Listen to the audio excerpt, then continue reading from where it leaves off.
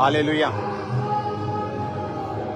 Happiest Christmas एक बार फिर से, और न्यू ईयर के लिए तैयारियां जो हैं वो चर्च में चल रही हैं। चारों तरफ परमेश्वर का आनंद पूरा छाया हुआ है, और इतनी ब्यूटीफुल और इतनी इस लेवल की मैंने कभी भी तैयारी नहीं देखी, क्योंकि जो शेड है वो कंप्लीट हो चुका, चर्च का कंस्ट्रक्शन का काम कंप्लीट हो चुका है काफी हद तक। ये सामने मेन चर्च बिल्डिंग है।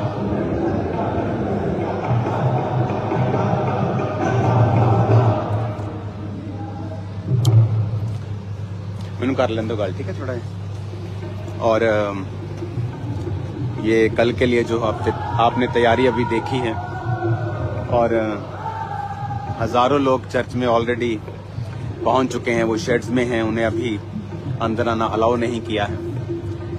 God bless you all. कल मेरा बिलीव है कि खुदावंद का आत्मा बहुत बड़े काम आपकी लाइफ में करेगा। कल बहुत ब्यूटीफुल प्ले होगा, और ठंड तो वैसे ही इस बार बिल्कुल नहीं है। अभी भी मैं हर साल में लाइव होता हूँ। आई थिंक सबसे कम ठंड इस साल है। ग्लोबल वार्मिंग है या कोई भी उसका रीजन है। तो अंदर हीटर्स आ चुके हैं चर्च के अंदर। वैसे भी वो शेड के नीचे है तो टेम्परेचर और अधिक हमारा साथ देगा, और ऊपर से हीटर्स हैं, और ओवरफ्लोज में भी हीटर्स हैं, सब चीजें हैं।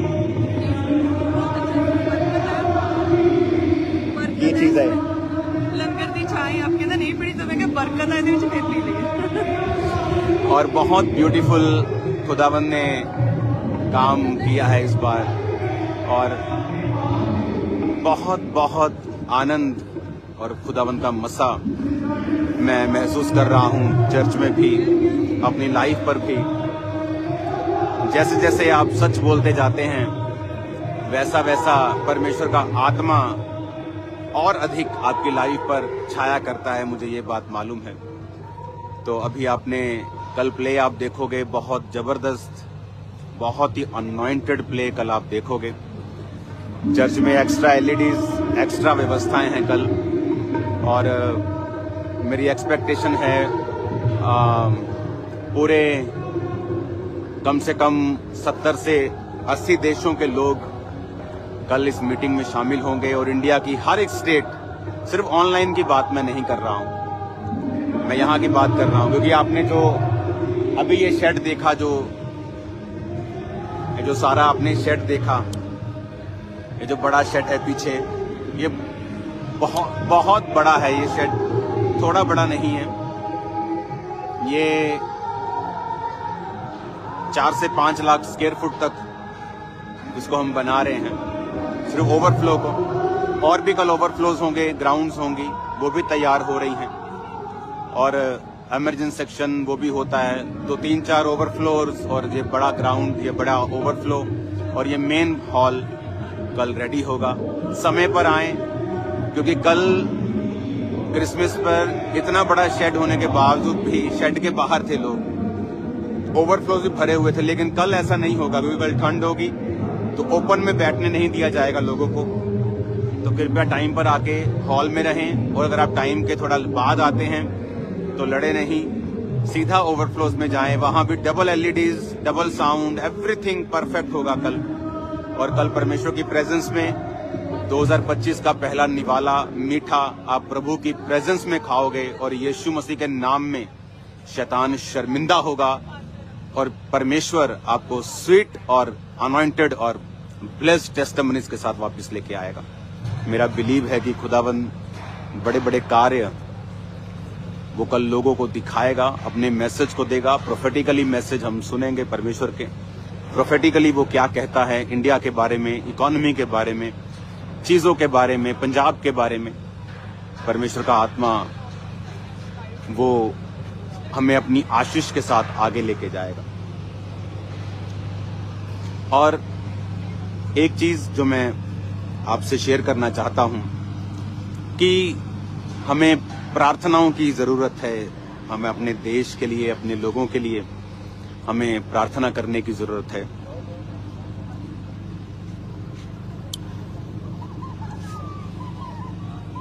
जय मसीह की, हैप्पी क्रिसमस सबको, हैप्पी न्यू ईयर।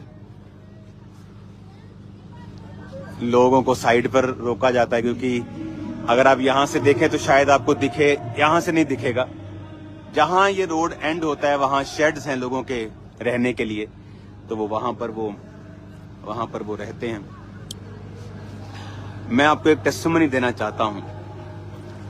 आज हमने देखा, हैप्पी न्यू ईयर सबको। चाय पी सबने, खाना खा लिया सबने? क्या बना था लंगर में आज? पकौड़े बने। हालेलुया, जय मसीह की। ठंड मत लगवाना, ठीक है? आराम से शेड में बैठो, कल की मीटिंग के लिए तैयारी करो। ये जो भवन, ये 25 से 50 हजार लोगों के लिए ये भवन अलग है। इसकी ओपनिंग की डेट जल्दी अनाउंस कर दी जाएगी।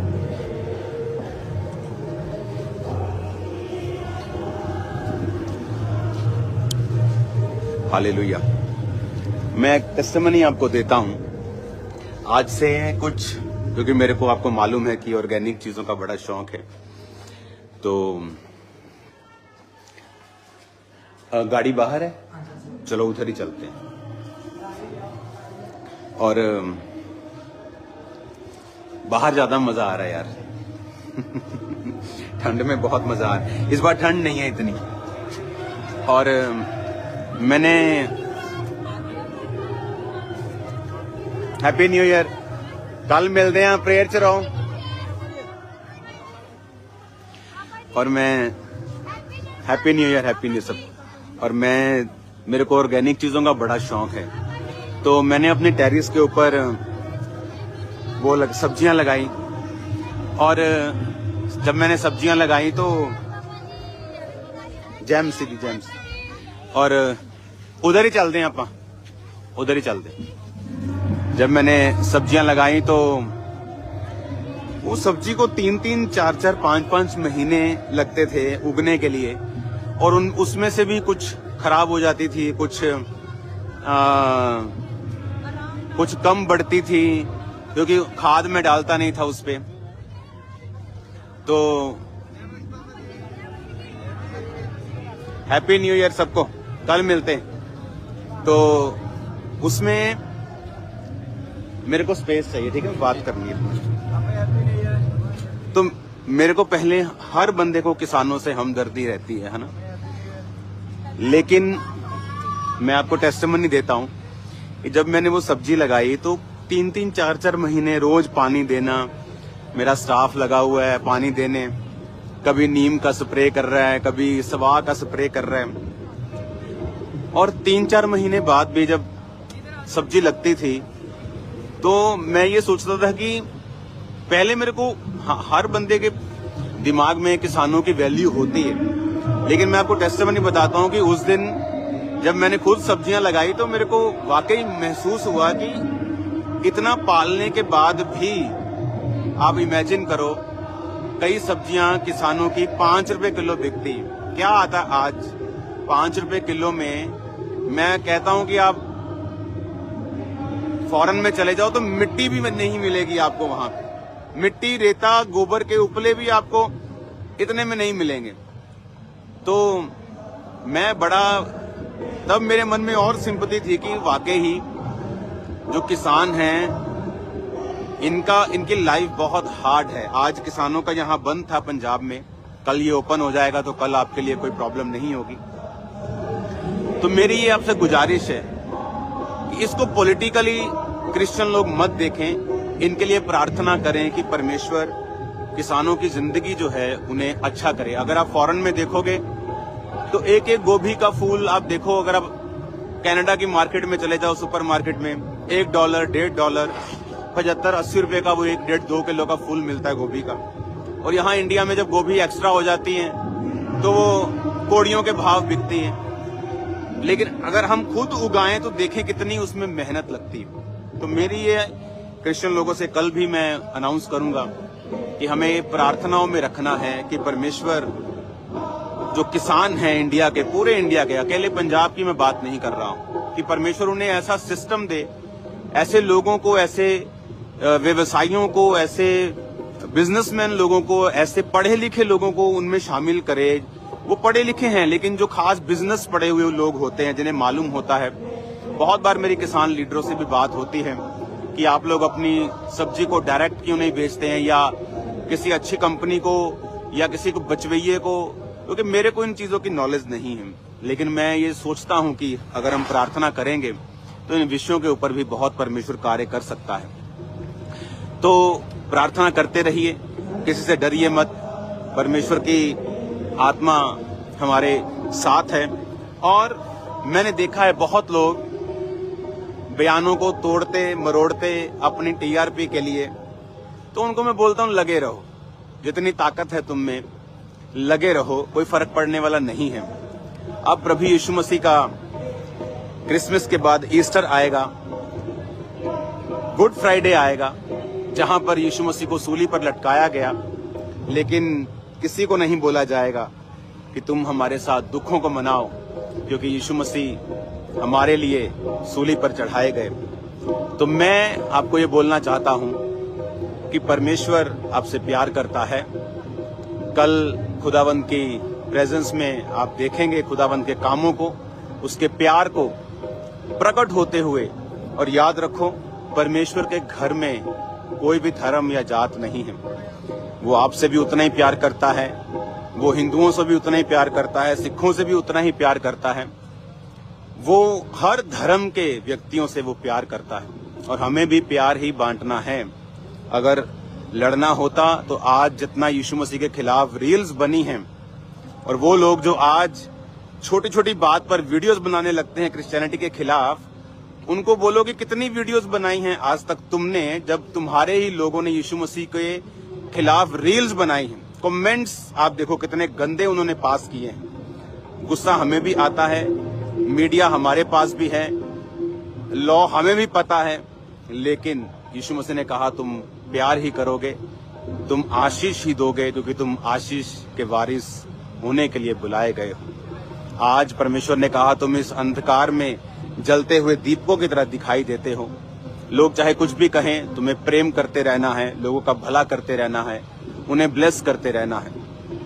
आज अगर आप परमेश्वर की बरकत को देखना चाहते हैं, आपको ये समझ आना जरूरी है कि आपको धर्म का चश्मा उतारना पड़ेगा।